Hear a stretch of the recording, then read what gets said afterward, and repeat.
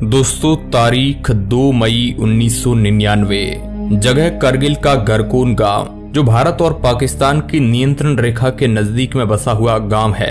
यहाँ का एक चरवाहा अपनी यार्क को ढूंढने के लिए पहाड़ों में दूरबीन के जरिए देख रहा था तो उन्हें ऊंची पहाड़ियों में कुछ हलचल दिखाई देती है।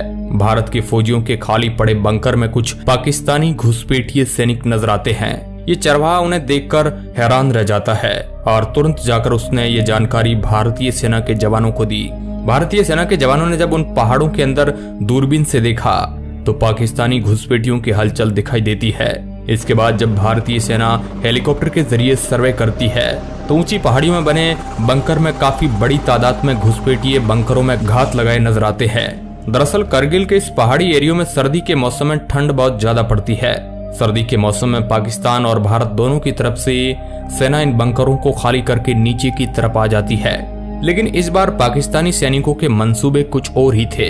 जैसे ही भारतीय सेना इन बंकरों को खाली करती है, पाकिस्तानी सेना इन ऊंची पहाड़ी एरिया को अपने कब्जे में लेना शुरू कर देती है। पाकिस्तानी सैनिक घुसपैठियों की शक्ल में एलओसी पार कर भारतीय चोटियों में भारी और बड़े हथियारों के साथ बैठ गए। इसके बाद तारीख 5 मई सेना की एक टुकड़ी पाकिस्तान की इस काली करतूत का जवाब देने के लिए उन बर्फीली पहाड़ियों में रवाना होती है। भारतीय सेना का यह सर्च अभियान ज्यादा सफल नहीं हो सका क्योंकि पाकिस्तानी सेना काफी ऊंचाई पर थी और वहां पर भारत के कई जवानों को पकड़ लिया गया और कुछ जवान शहीद हो गए। इसके बाद तारीख 9 मई पाकिस्तान की तरफ से करगिल में बना जिला मुख्यालय में सेना के आयुध भंडार को निशाना बनाकर तोप दागी गई, जिसमें एम्यूनिशन डिपो में मौजूद सारा गोला बारूद ध्वस्त हो गए, जिसमें भारत के करोड़ों के गोला बारूद एक ही झटके में तबाह हो गए थे। लेकिन अब भी भारतीय सैनिकों को इस बात का पता नहीं था कि आखिर भारत का कितना एरिया पाकिस्तान अपने कब्जे में ले चुका है। इसके बाद भारतीय आर्मी को समझ आता है कि ये कोई पाकिस्तानी घुसपैठिए नहीं है, बल्कि पाकिस्तानी आर्मी का भारत के खिलाफ बड़ी साजिश है और पाकिस्तानी आर्मी ने भारत के कई ऊंचे इलाकों को अपने कब्जे में ले लिया है और भारत पाकिस्तान के खिलाफ एक बड़ी ही नापाक साजिश रच चुका है। इसके पीछे पाकिस्तान का मकसद था 1984 में भारत के ऑपरेशन मेघदूत द्वारा कब्जे में लिए गए सियाचिन पर वापस कब्जा करना था। इसके साथ ही पाकिस्तान नियंत्रण रेखा के पास मौजूद श्रीनगर को लेह से जोड़ने वाली सड़क NH1 को भी ब्लॉक कर लिया था, जिससे भारत का लद्दाख का एरिया पूरी तरह से ब्लॉक हो गया और पाकिस्तानी सेना भी यही चाहती थी ताकि वापस से वह लद्दाख के एरिया से सियाचिन को अपने कब्जे में ले ले। जैसे ही इस बात की जानकारी प्रधानमंत्री को लगती है तो इसके बाद पाकिस्तान की इस करतूत का मुंह तोड़ जवाब देने के लिए तारीख 19 मई को भारतीय सेना की तरफ से ऑपरेशन विजय की शुरुआत की जाती है। पाकिस्तान की तरफ से सेना को लीड कर रहे थे जनरल परवेज मुशर्रफ। भारतीय सेना की तरफ से मुसीबत यह थी कि पाकिस्तानी सेना भारत के कई महत्वपूर्ण पहाड़ी ठिकानों को अपने अंडर में ले चुकी थी और वहां पर बंकर बनाकर भारी मात्रा में हथियार जमा कर लिए थे। दूसरी तरफ भारतीय सेना काफी ढलान में नीचे की तरफ मैदानी भाग में थी। अब भारतीय सेना को युद्ध करने के लिए ऊंचाई की ओर चढ़ना था। एक तरफ बर्फीला इलाका, दूसरी ओर ऊपर बंकर में घात लगाकर बैठे पाकिस्तानी घुसपैठिए लगातार गोलीबारी कर रहे थे, इसलिए भारत के जवान काफी मात्रा में यहाँ पर शहीद हो रहे थे। अब ऊंचाई की तरफ चढ़ना भारतीय सेना के लिए एक बहुत बड़ा चैलेंज हो गया था। इस परिस्थिति से निपटने के लिए भारतीय सेना ने बोफोर्स तोप से गोले दागने शुरू किए, जिससे पाकिस्तानी सेना के कई ठिकाने तबाह हो गए और उन्हें यह समझ भी नहीं आ रहा था कि आखिर ये गोलीबारी कहां से हो रही है। हालत ये हो गई थी कि कहीं पाकिस्तानी घुसपैठियों के शरीर के चीथड़े उड़ गए और कई ठिकाने पूरी तरह से तबाह हो गए और इस तरह भारतीय सेना ने गोलीबारी और तोप धमाकों के साथ कई पहाड़ी एरिया को वापस अपने कब्जे में ले लिया, जिसमें टाइगर हिल भी शामिल था। टाइगर हिल के एरिया को कब्जे में लेने के लिए भारतीय सेना को काफी मशक्कत करनी पड़ी थी, लेकिन यहाँ पर बोफोर्स तोप सबसे ज्यादा मददगार साबित हुई थी। इसके बिना ऊपरी इलाकों में सेना इतनी आसानी से कामयाब नहीं हो पाती।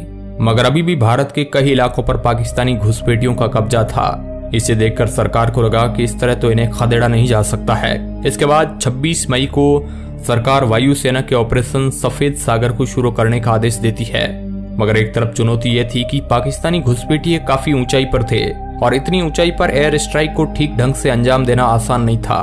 27 तारीख को MiG-27 पाकिस्तानी सेना के ठिकानों को तबाह करने के लिए उड़ान भरता है, लेकिन जैसे ही ये पहाड़ी क्षेत्र में पहुंचता है तो पहाड़ी के ऊपर से चलाई जा रही पाकिस्तानी घुसपैठियों की तरफ से मिसाइल ने MiG-27 को गिरा दिया।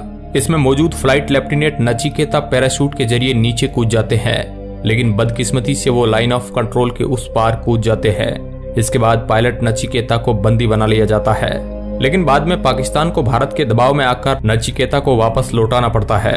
लेकिन इसी के साथ एक और घटना हो गई। जैसे ही नचिकेता का विमान लापता होता है तो सेना के जवानों को कुछ भी समझ नहीं आ रहा था और नचिकेता का विमान रडार से भी गायब हो चुका था। उसकी खोज में MiG-21 उड़ान भरता है, जिसको चला रहे थे अजय अहलुवालिया।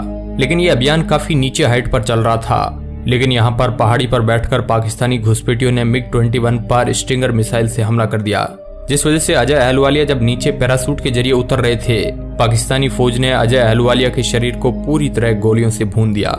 क्रूरता इतनी थी कि अजय अहलुवालिया के शरीर के टुकड़े टुकड़े हो गए। इसके बाद वायुसेना ने घुसपैठियों के कई ठिकानों पर बम बरसाए। दूसरी तरफ भारत की थल और जल सेना पाकिस्तान को घेरने की कोशिश कर रही थी और ऐसे करके भारतीय सेना पाकिस्तान को हर मोर्चे पर घेर लिया था और जितनी भी कब्जे में लिए हुए सभी इलाकों को वापस अपने अंडर में ले लिया।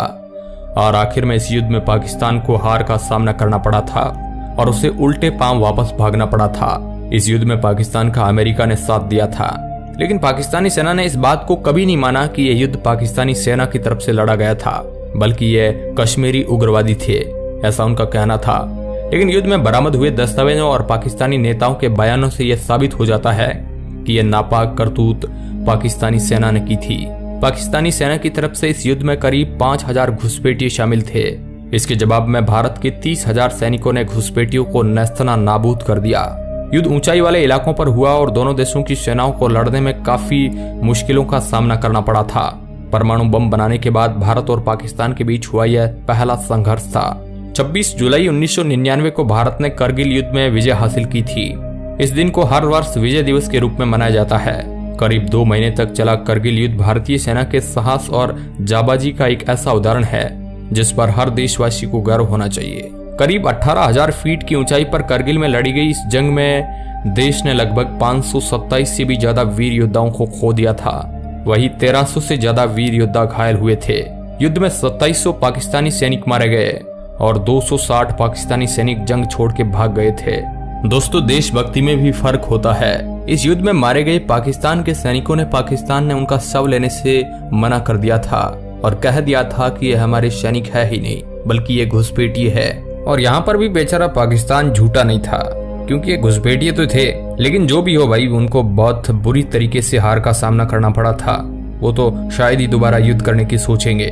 दोस्तों, हम नमन करते हैं उन भारत के वीर योद्धाओं को जिन्होंने इस युद्ध में भारत की मिट्टी के लिए अपना बलिदान दे दिया था। कमेंट बॉक्स में जय हिंद जरूर लिखिएगा। वीडियो के अंत तक बने रहने के लिए आपका बहुत बहुत धन्यवाद।